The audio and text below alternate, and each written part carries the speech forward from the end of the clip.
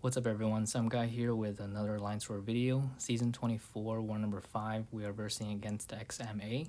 I don't think we've versed him before, but going on to path 5 here, we have this Hitmonkey on Ebb and Flow Knockdown. Very common placement, just because every time you knock him down, he will gain his passive ability, so he can shrug off parry stuns and evade you. I will be using Guillotine 2099 to ramp her up on this fight. I just think this is probably the easiest fight to ramp her up since Hitmonkey does have a fairly small health pool. I should be able to comfortably finish without worrying about timing out or anything. My goal here is to just bait out his SP1 and punish it, and depending on his health pool, I'll probably throw an SP3 here and there just to get my hit counts higher to do more damage. I do make a mistake in this fight. It will come up soon. I just get clipped with a 5-hit combo, unfortunately, and I think coming up real soon here. I'm trying to bait out his SP1, but he's just not throwing it, and then I get caught here, and his nunchuck does crit pretty hard. Luckily, the combo shield does kick in, so I don't lose more than 10% for each hit. He does throw the SP2. I can fully evade the SP2, but because this is war and I'm already below 50% health, I do not want to risk it, so I just block the first 2 hits and evade the last part, since if I mess up on the evade, I'll probably die from the damage, since Hitmonkey crits really hard. But yeah, just basically keep my rhythm up and throw my SP3 to push him to higher than a bar power so I can keep baiting and keep punishing. I'm kind of getting nervous here just because, oh, and he dexes my evade here. I was a little bit late on it, so I was like, okay, I need to calm down a little, and this fight is still very under control, although I am a little bit behind on health. I should be able to finish without no problem. So right there, I took a little break. I just kind of give myself a reset, just make sure I go in next time. Make sure I don't miss next time. So right here, I do go in for the punish. I just want to make sure I get the timing right, because if you are late, sometimes he can parry you, or like what happened earlier, he can dex it. You're retaliate. But from here on, it should be a pretty smooth fight. Oh, and right here, I whiffed a light attack. So whenever that happens and the AI just stands there, you do not want to go in and punish or anything, just because they'll instantly block and parry you. I'm pretty sure you guys have done that before. I learned it the hard way, at least. No one told me about it until I did it in, I forget where I did. I think I did it in war, and I've done it a couple times by accident, just because like, oh, they're open. Nope, it's a trap.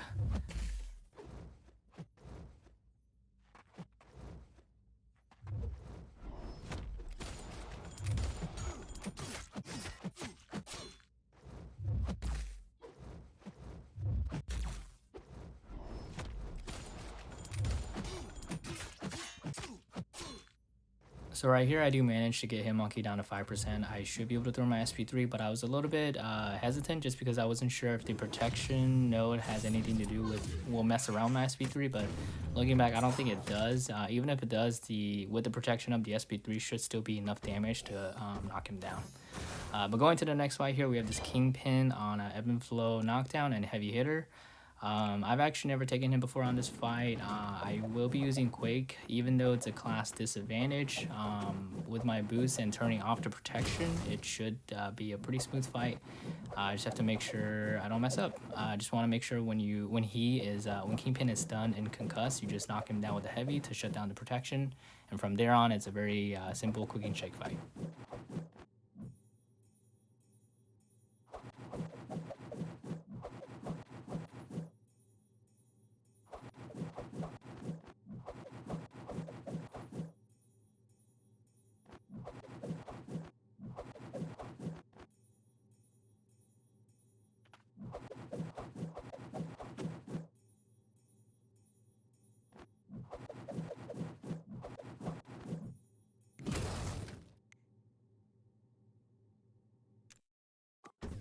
Alright, moving on to the next fight here, we have a Doom on Steady Build Up Fury, Heavy Hitter, and Power Alternator. Another very simple quick and shake fight.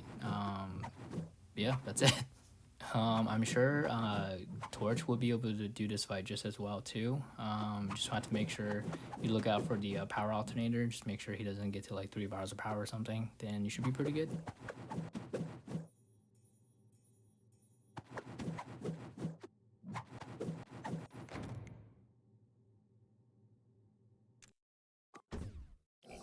Alright, moving on to section 2 here, we have this Mole Man on Ebb and Flow Intercept and Sadist. I will be using Colossus for this fight.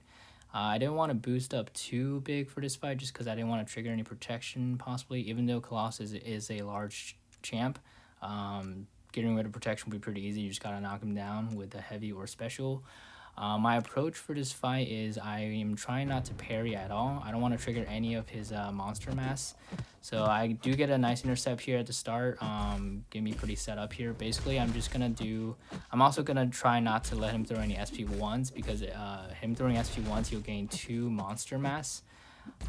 So I'm just gonna try and push him to SP2 and bait it out and try and intercept from there. I am gonna try and get to my SP3 just because his passive armor up and passive unstoppable ability upon getting hit on block helps a lot with getting some intercepts in. I got a kind of sketchy intercept there, but an intercept is an intercept. So I get to my SP3, I push him to an SP2. I do want to bait that SP2 out. Luckily he does throw it and cooperates. I am getting slightly cornered here, but I'm not too worried about it. I do have the passive armor up. Right there I accidentally took a heavy attack.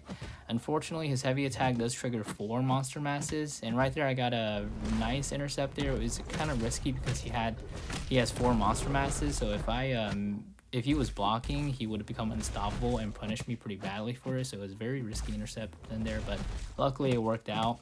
So right now he does have 4 monster masses. I can't really freely intercept him as much, even though usually I use light intercepts, which is a lot less risky. But it kind of ruined my initial plan, but whatever, we'll carry on. And when I got hit with the heavy attack earlier, luckily I had the passive unstoppable, so I was able to dodge out of it and not get knocked down. I just got another intercept there, pretty risky one too. I don't know why I keep doing it. But yeah, right there, these passive unstoppable intercepts really make the fight a lot easier and control. So right here I throw my SP2 while the passive fury is up. It does trigger protect, but since it's a special 2, it does knock him down, and he's a large champ, so it turns off the protection.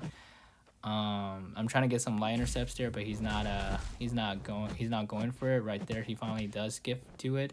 Right here I do another risky intercept, even though he has the monster mass, but luckily he played into it. I don't know why I keep doing it. It's very risky, especially when he has that low of a health. I should not have risked it, in my opinion. But I kind of just it might have been just a muscle memory. I kind of just saw it and I just went for it. Right there, I wasn't able to bait out his SP2, so I just decided to throw my SP1 into it and finish him off. Going on to the next fight here is a Warlock on Ebb and Flow Intercept and Redouble Determination. I'm not sure why he's placed on this node, just because he doesn't have any. He's a robot, so he's pretty much immune to a lot of stuff. So Redouble Determination doesn't really do anything. I'm trying to think of what this node might be preventing. I can't really know. But I will be using Quake. She just bypasses everything. I did throw on a extra attack boost just to make sure I don't time out or anything. I think this is a rank 3 Warlock. But this fight is just going to be a regular Quake and Shake fight.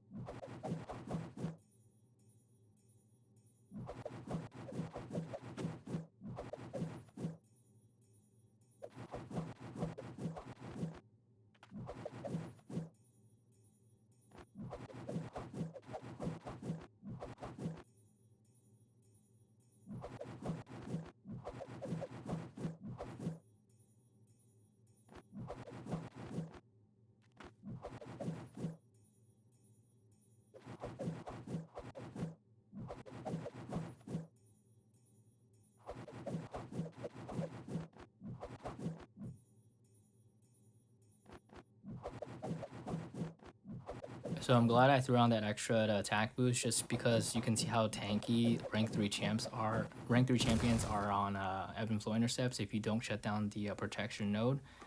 So I kind of dipped into I got like a minute and a half left on the clock. Wasn't too worried about timing out or anything, but still. This fight here is a Dragonman on ebb and flow intercept and readable determination, and another no I forget. Basically, I'm trying to shut off his power gain at the start, but I mess up here, and he does still gain his power gain charge back.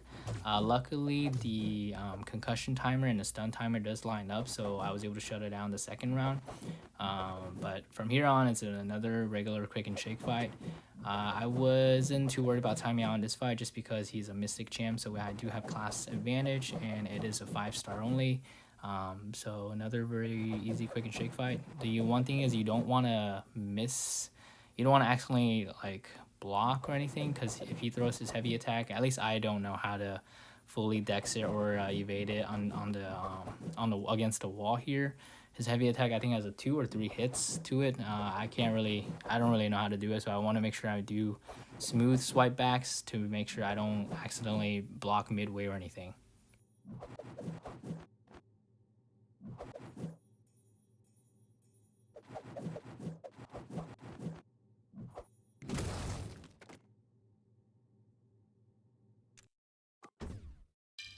Alright, so moving on to mini boss island here, I am gonna top off my Guillotine 2099 before I boost up, throw on some big boosts. She is gonna be taking the boss this war. It is probably my first time taking a boss for this alliance during season. But going to this fight here, we have Doom on I forget the nodes, but it's a power gain node, aspect of evolution, enhanced special 2. Quake can pretty much ignore all of those nodes. Just have to quick and shake, and that's pretty much it for this fight.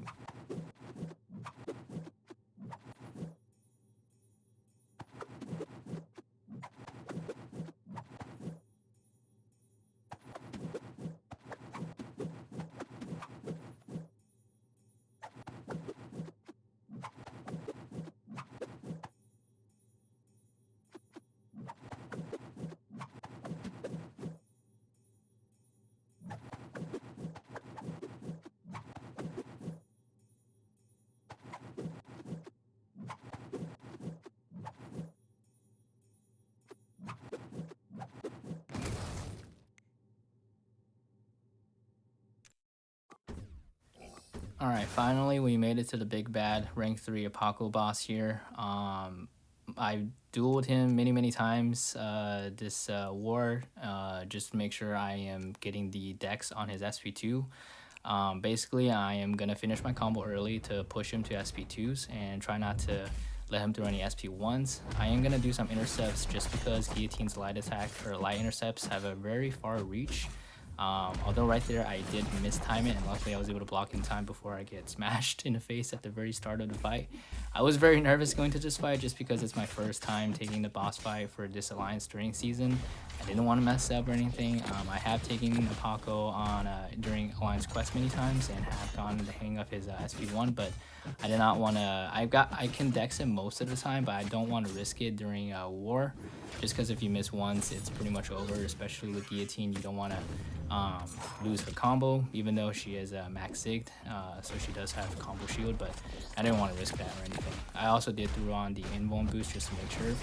So right here I'm just gonna do some light intercepts. He wasn't playing into it, so I'm just gonna hit into this block and then bait out his heavy attack and retaliate it, and then just hold my block right away to bait out his heavy attack, or and then push into SP2.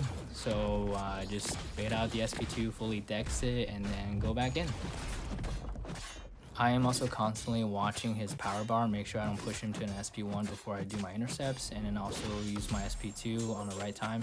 I was very worried about my SP2 triggering protect because of my boosts. I want to make sure I have the most boosts since I am using a 5-star Guillotine. I don't have the luxury of the 6-star Adrenaline.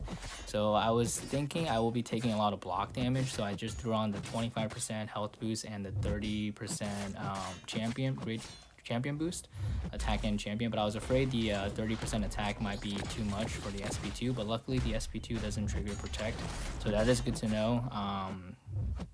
I might in the future throw on a more attack boost depending on the war, But right now it's going very well. I was able to dex all of his SP2s, and he wasn't able. He didn't throw any SP1s, which was nice, and I was able to push him to his SP2 most of the time.